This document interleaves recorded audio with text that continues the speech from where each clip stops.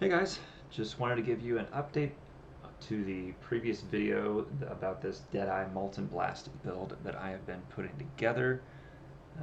Definitely made some improvements since the last time. I appreciate some suggestions that you guys put in that previous video. Some of those I was already thinking about, a couple of them I was not, but definitely want to show you some improvements, updates that we made, and then give you guys another quick mapping example here to show you kind of how it plays now at this point. Previously I was, I think, level 81, so now I also have a few more points put into the build, and I believe I've also now at this point added um, my third ascendancy. So um, because of that, I've been able to drop a couple things. So for example, now I'm doing some pathing this direction instead of down this way. Previously I wanted to go down this way to pick up the additional area of effect, which felt pretty good when I only had three projectiles. But now that I have, or sorry, when I had two projectiles, but now that I have four because of this one, um, I don't need that extra AOE, so I can go this direction and get a little bit more efficient pathing.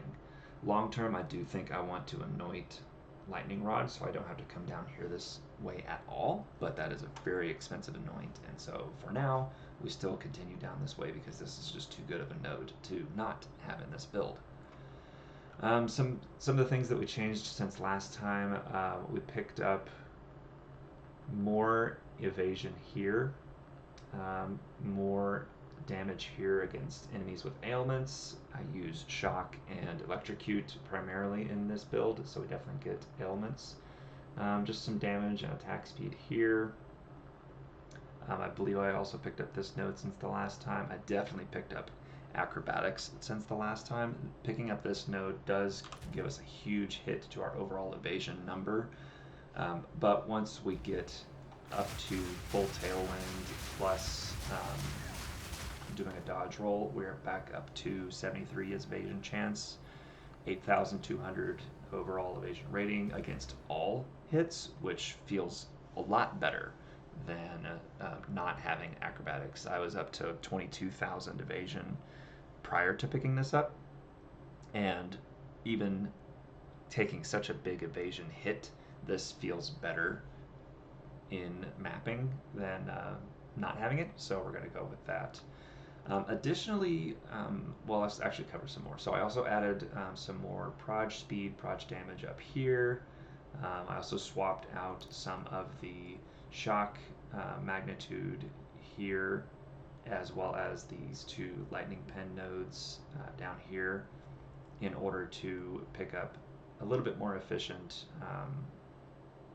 combination of both of those things. So damage penetration here, as well as magnitude of shock. I needed to do that, A, because I was already going this direction anyways, but B, I needed more points to put here for increased evasion.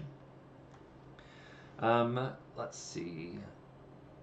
Other changes that we made defensively that have made a big difference.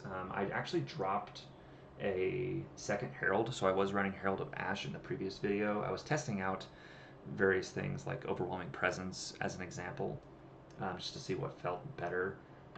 It felt okay, but it felt counterintuitive because it really affects enemies at close range, and with Molten Blast you kind of want to keep them at a distance, especially since I take Far Shot in my Ascendancy here.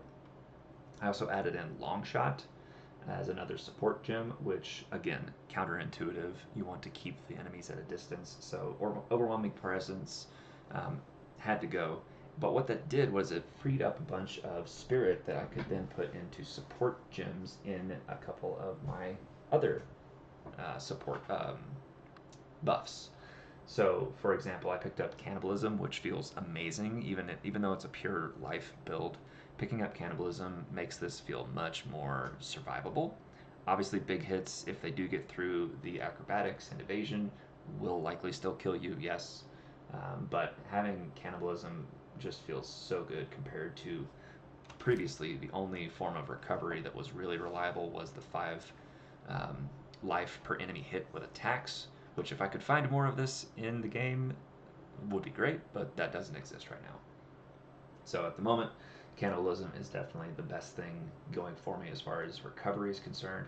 This also gave me the chance to put in clarity. I'm still trying to play around with this a little bit because mana recovery is definitely something that I want to work on more because it is a very mana heavy build. You know, we have 60 mana per cast, and we're once fully buffed over 3 attacks a second, so we definitely go through a lot of mana. But that'll be something that I'm working on next. Additionally, for the weapons, I also bought two new weapons with higher local attack speed. So it's overall slightly slower local attack speed, but I was able to get them both corrupted to 2 rune slots and put in the soul cores of Sitequalatl, I think, which gives me 120% increased Ellie attack with Ellie damage with attacks, which is huge. We have so much flat damage from these weapons themselves. Increased damage is something that we definitely want to pick up as much as possible. Last thing that I'll show you is we did look at this is the same 2 rings from last time, but these are the areas where I think is also really good to pick up increased damage, because you can get increased lightning damage on these breach rings and then quality that to 50%. And if you had all Ellie res, that quality would also affect that. But this is a good place to also get increased damage. I also added in just a couple of Chaos Res Soul Cores here, so now we also have 31% Chaos Res, which last time I think we had something like 10% maybe. So definitely an improvement over the last time. I think I may have also picked up a little bit more life, but that's not too much to shout about. All right, so let's do a quick map and show you how this plays.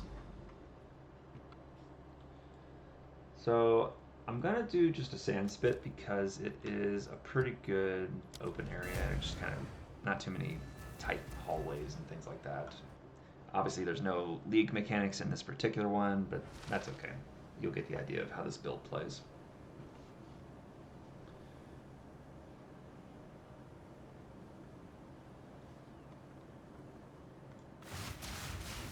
So as we're going through it, we kind of want to prime up our tailwind. When we get to a pack, we'll have to throw down a frost wall so that we get as much of the flat lightning damage from our weapons as possible. Dodge rolling is good because it also now gives us 25% increased evasion from that one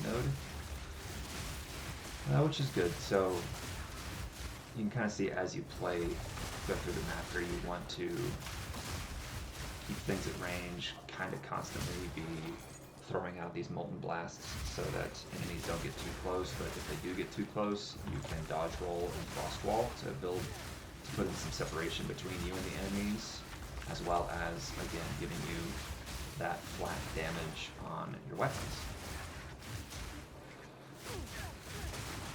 So it's really pretty smooth build. Like, once you get up to full attack speed and everything, like I said, we are at something like, let's see if we can get all the way back up here, over 3.04 attacks per second. So over 3 attacks per second feels pretty good on this build. I mean, obviously I'm going to always look for more attack speed wherever I can get it. That'll come with a couple more gem levels.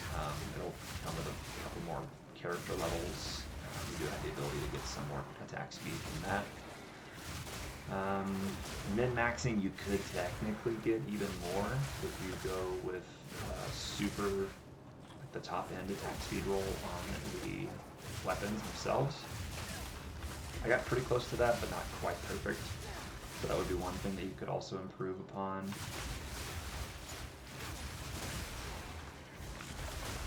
The last thing that I'll be picking up, I haven't even done my 4th ascendancy yet, but once I do that, this build should feel even better because then I'll have 3% less damage taken per tailwind, so that's 30% less damage taken.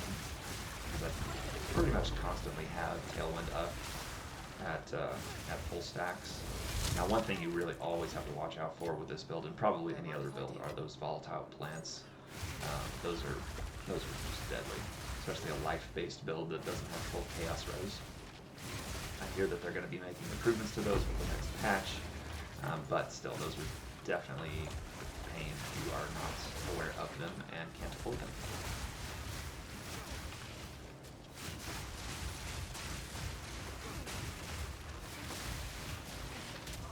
So you'll see here that we take some damage every now and then, but cannibalism really keeps us topped off on our life pool pretty well. Like even if we do take a hit, every time we kill anything, it recovers 4% of our life, and as we're just going around the map,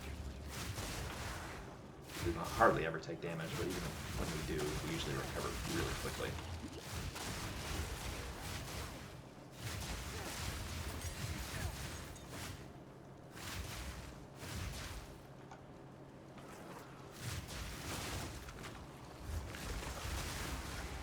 So if you see a pack gets too close to you, again, just throw down a frost wall, dodge roll away. That gives you offense, that gives you defense, that gives you separation, which is a big deal in this game because enemies will rush you really fast. And technically as a melee character or a mace character in this game, you want to be able to build in some separation from the enemies.